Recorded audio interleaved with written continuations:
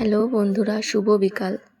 বিকালে আমরা সবাই ছাদের উপর ছিলাম। ছাদের উপর খেলা করছিল সবাই ছোটোগুলো, আর আমিও একটু দেখছিলাম ওদের সবাইকে।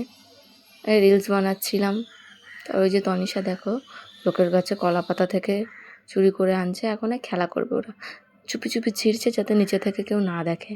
আর এখানে মাহি এখানে কি একটা সুতো নিয়ে, ঘুড়ির সুতো, হয়তো ঘুড়ির সুতো নিয়ে ওই খেলা করছে, টানাটানি করছে। ও খেলবে সুতো নিয়ে এখনও।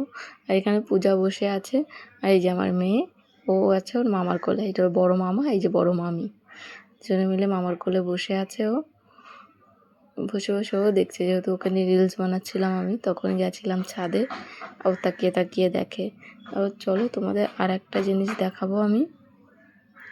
আমাদের এই ছাদ থেকেই দেখা যায় ওই যে দূরে যেই পুকুরটা দেখছো, হ্যাঁ ওই পুকুর না, ওটা চাষ করেছে মাছ। ওখানে সেটা পুকুর ছিল না, সে মাছ চাষ করার জন্য বানিয়ে নিয়েছে ওটাকে পুকুর।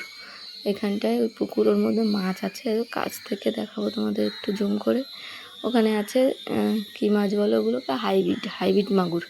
হ্যাঁ, হাইব্রিড মাগুর মাছ চাষ করে এখানে, অনেক মাছ ওখানটায়। আর এই যে এরা দুজন দৌড়াচ্ছে ঘুড়ি ধরার জন্য, যেহেতু এখন বিকালবেলায় সবাই ঘুড়ি ধরতে ব্যস্ত।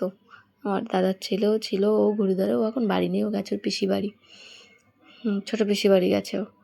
আমরা এই ছাদে একটু চারিদিকটা ঘুরে দেখছি, সুন্দর লাগছে দেখতে।